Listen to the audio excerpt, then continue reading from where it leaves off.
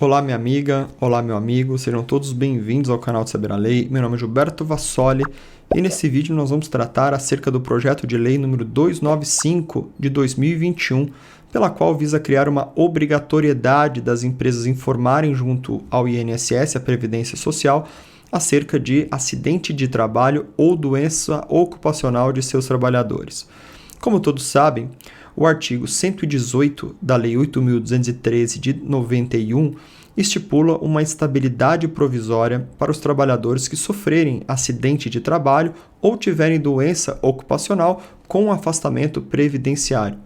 Ou seja, dentro do período de 12 meses após o retorno do afastamento previdenciário, a empresa fica impedida de dispensar esse trabalhador, ou quando houver a dispensa, que faça uma indenização substitutiva desse período de 12 meses de 12 salários.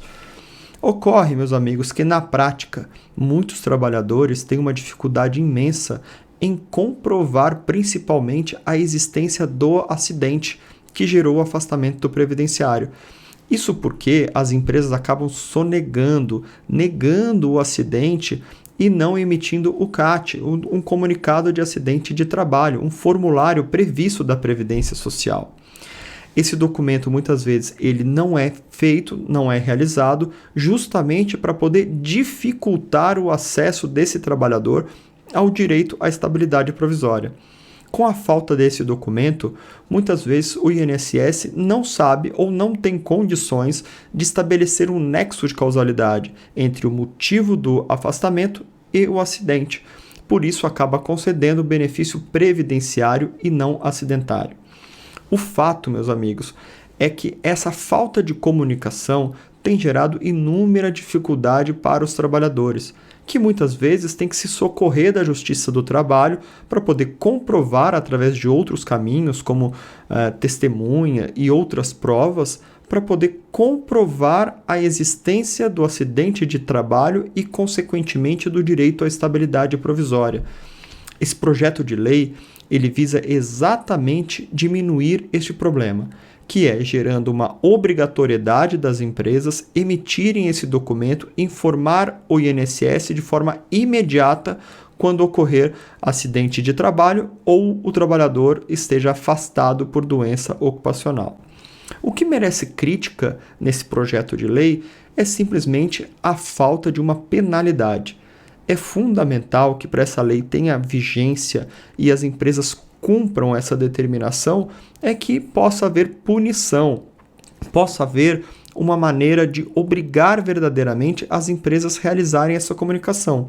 Porque se não houver uma punição, uma pena efetiva e grave contra essas empresas, muitas delas vão acabar novamente sonegando a existência do acidente e negando esse direito de emissão desse documento, desse CAT, comunicação de acidente do trabalho, gerando problemas ao trabalhador.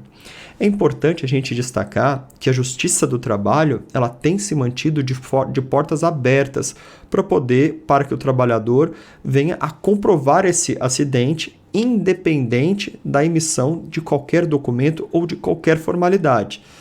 É importante a gente destacar que independente, isso é um ponto fundamental para esse vídeo, independente do projeto de lei, independente da emissão ou não desse documento, dessa comunicação de acidente ou doença ocupacional, o que vale para a Justiça do Trabalho é a realidade. Então, se o trabalhador conseguir comprovar, mesmo sem documentos formais, que houve um acidente e esse acidente gerou um afastamento previdenciário, ele vai ter direito à estabilidade provisória e, consequentemente, à indenização, caso tenha sido dispensado antes do cumprimento desses 12 meses. Nessas mesmas ações, muitas vezes, elas são discutidas em indenizações por danos morais, por danos materiais, decorrentes de possíveis sequelas deste acidente ou dessa doença ocupacional.